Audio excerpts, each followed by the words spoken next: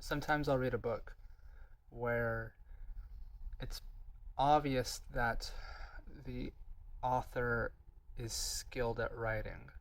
They know how to form a sentence, how to write a good metaphor, all of that. But the story itself goes awry.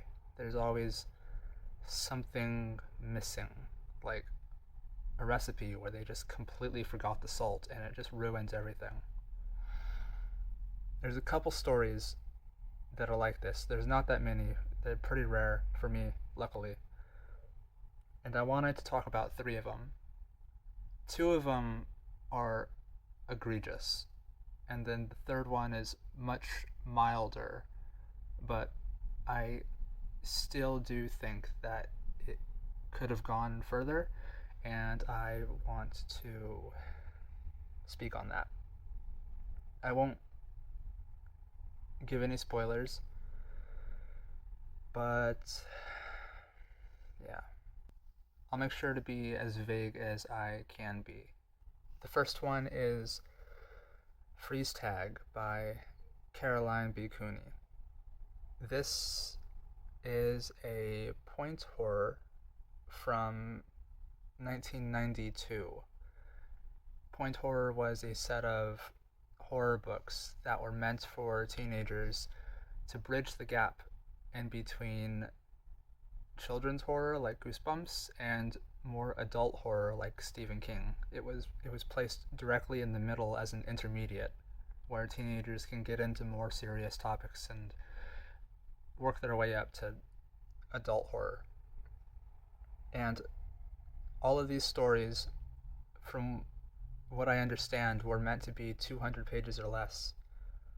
And that is a big reason why I think a lot of these stories were a little bit mediocre, because the author was like forcing themselves to fit something catchy, something scary, and but it had to be short, it had to be within the limit. And I mean, anybody can write a good story no matter what the length, whether it be microfiction or whether it be, something as long as Malazan. But anyways, this story is essentially about this girl, and she can freeze people just by touching them. Just a simple touch, and they freeze solid, and they kind of go into stasis where they're aware of everything, but their mind kind of slows down. This world doesn't have anybody else with this type of ability or any abilities. It's very just specific to this one character, and the story is it's saying like, oh, just go with it, don't think too much about it. And so she is very neglected and very lonely and also very hateful. And the whole point of the story is it's kind of juvenile, to be honest. She tries to steal a guy from another girl, and if they don't comply, then she says, oh, I'm gonna freeze your siblings and stuff like that, and I'll freeze people. And it's very high school, junior high, juvenile, just I think that it is a metaphor for her emotional abuse, where because she was neglected, she became very cold as a person, very frozen inside. And when, the story is like manifesting that as her ice powers, and then when she touches people and freezes them, it's like her own frozen heart is spreading to other people. But in sticking with the theme of this video, gosh, it's crazy. The reason that this book just completely wastes its potential is because this is only half a book. The moment that it gets to the climax, it just ends. It just fades to black and ends. And there's no resolution, there's no falling action, there's literally just nothing. It just wraps everything up in one sentence that is not even deserved, and the whole book just ends. and it just leaves you there like, what the heck? I can't speak about the ending without spoiling it, but just trust me when I say there's an entire other half of this book that was never written. It's like the author just wanted, well, I think it's really because they were forced to have it as a 200-page limit. And maybe they realized that they wrote too much. I'm not sure. And they just kind of spew some philosophical, like, oh, questions like, oh, maybe it's this, and maybe it was better that things went this way all along. Like, just some philosophical question to kind of try to wrap everything up in one nice little paragraph, and then it just fades to black. There are so many things that the main characters have done until then. Like, good characters have had their morals influenced by her, and good characters have started to turn evil and do evil actions. None of that is addressed. It's completely ignored. Nobody has consequences. The girl who is evil, she just suddenly, just like that, the book suggests, like, will she stay evil? Or will she completely change? And maybe she was just waiting for something to happen so she could be good.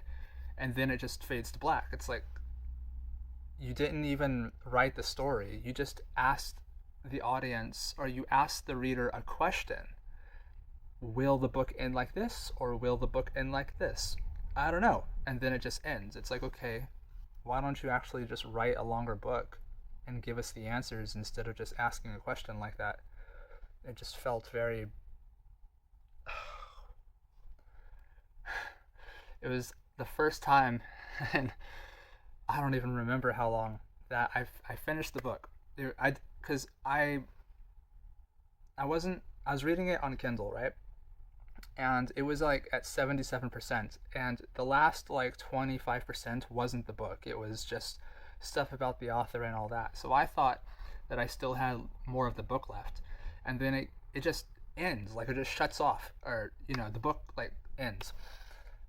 And I'm just left there like no fucking way. Like you like no where's the rest of the story? I was yeah, yeah, it got me heated a little bit. I literally couldn't believe it. Like it just felt so cheap. But anyways, I'm talking about that way too much. Let's say that was fixed. There's still other things that were wasted potential. First off, the book was too juvenile in its scariness. It's like, okay, this girl is full of hate, and all she's doing is threatening them locally. Like, if she really wanted to have control over the situation, she would threaten in a larger area. Like, she could go to the school. This is just an idea. She could go to the school, walk into the gym during, like, some event, and just freeze, like, everybody. And really make a horrifying statement. Like, do what I want or everybody dies. Instead, it's just like, oh, I'll freeze one person, and it's still obviously scary, especially on a existential level, because when you're frozen and aware of it, it's like you're gonna die and be alive at the same time. It's really weird. But for a horror story, this could have escalated and been way more horrifying than it actually was. And maybe also the book wants you to just go along with this. Like, okay, there's this person with these powers, don't think anything about it. But maybe they could have grounded it in the world building just so it doesn't feel so so conceptual. Like maybe they could have just thrown a line in there that said, in the past, when people have incredibly strong emotions, it manifests as powers. Or in the past, when children are incredibly neglected and abused, they have been shown to be able to freeze things. Just even one line just thrown out there to kind of be like, okay, this has happened before. But, I'm just nitpicking on that. But all this to say is that this book had the potential to be a terrifying horror story, and not only was it juvenile and not exactly scary, it is completely unfinished. It's just half a book, and I'm just super disappointed in it because the author, especially for a younger audience horror story. It's really good. The metaphors, the feeling of it, it feels creepy. It's also very dark in the sense, like, for example, there's a 9-year old and they're playing freeze tag, and you wouldn't expect there to be like a bunch of graphic language, especially around children, unless it's like a Stephen King book or something like that, or at least as far as I'm aware. But they'll have a line where like a 9-year old gets frozen in freeze tag and they scream, and it'll say like the sound that came out of the kid was like as if she had her throat slit, and it's very visceral energy for what's essentially just a 9-year old getting frozen in freeze tag. Um, it's kind of dark for a child, but anyways, this book definitely dropped the ball. It could have been so much more than what it was. The second story is Stone Blind by Natalie Hayes. This one it's marketed and labeled as Medusa's story. It is supposedly a feminist retelling of Medusa. But I'm not even joking. That is a complete lie. Like, that is not what the story is. It's completely mislabeled, and it's completely disappointing. I went into the story wanting a Medusa story. Medusa fascinates me, and nobody has delved in, as far as I'm aware, nobody has delved into Medusa and given her a fleshed out backstory and interior life and all of that. So, just to set the gold standard, Madeline Miller wrote Circe, and that is just pure gold. Like, you take this witch that really isn't mentioned too much in the Odyssey, and she gets this complete full life, this complete full character arc, and you learn so much about her. And by the end of it, you really feel like she's real and she's there on her island. I thought that was also going to be the case with Stoneblind and Medusa, but most of this story, the focus is not on Medusa. It's on Perseus. It's on these other random POVs that are completely unnecessary. Like, there's a POV from an olive tree, and there's a POV from a crow, from other gods, and all of it takes away from Medusa. This is supposed to be Medusa's story, and it's really not. This kind of ends up just being Perseus' story. And I think that the author wanted to tell two stories at once, because Perseus, throughout mythology, Perseus slays Medusa, cuts off her head, and he is helped by the gods, and he's fierce, and he's kind of a force of the gods and the patriarchy. And in this book, Perseus is seen as just a bumbling idiot. He's just a joke who accidentally kills Medusa. And it's all very stripping Perseus down to make you realize, or at least this take of the story is to see, like, haha, look at Perseus. He's not epic. He's an epic failure. And that should have been its own story. Like, if I wanted to read about Perseus, I would have read... There's multiple books about Perseus, But Medusa is once again sidelined. And, I mean, isn't that the point of a feminist retelling? It's where you focus on this woman character and who is kind of in the background, and then you focus in on her and you really give her a life of her own. That's supposed to be the whole point of this, and that's not what happened at all. If you're familiar with the story of Medusa, she's very passive, she's very much the victim, and she stays that way. This is supposed to be her story, and even in this story about her, she stays passive. Once she gets blinded, or she gets her snakes, gets her vision, she stays hidden away in a cave. I don't know if it's recent. I think it might be recent. It's recent to me from what I've noticed. But there's this whole theme of women's rage. Just these books about women who get fed up. They get fed up with the patriarchy and other women, saying, mothers to their daughters saying that when you grow up, this is the type of woman you have to be. And all of these different things, how they're supposed to look and dress, and the list of things is endless. It's got to be tough growing up as a woman, and eventually, a lot of these women, they just snap. They just say, fuck you. I'm gonna do what I want to do. I'm tired of trying to please everybody when I don't really get anything out of it. I'm gonna be weird. I'm gonna be original. I'm just gonna be me. And if you don't like it, too bad. Or they start expressing themselves emotionally in ways that they would never otherwise. They, get mad where before they would get quiet. And I really think that Medusa should have had a moment of just like female rage, because she very much stays passive, and even again, Cersei has those moments. Cersei just gets so fed up with people trying to take advantage of her that she just starts turning them into pigs. Like, like, if you're gonna mess with me and try to take advantage of me, fuck you, just turn into a pig. I really think that Medusa could have had moments like that while still holding on to her innocence.